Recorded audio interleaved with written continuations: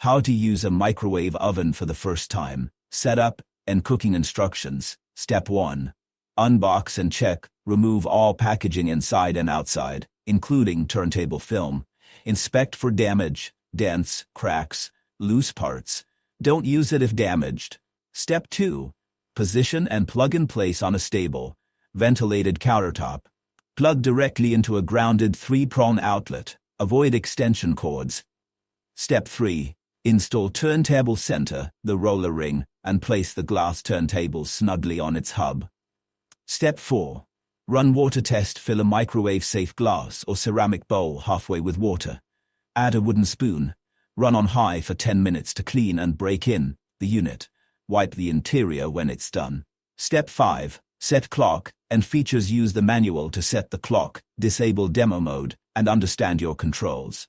Step 6. Choose safe. Cookware. Use glass, ceramic, microwave-safe plastic, or uncoated paper products. Avoid metal, foil, and containers with metallic trim, which can spark.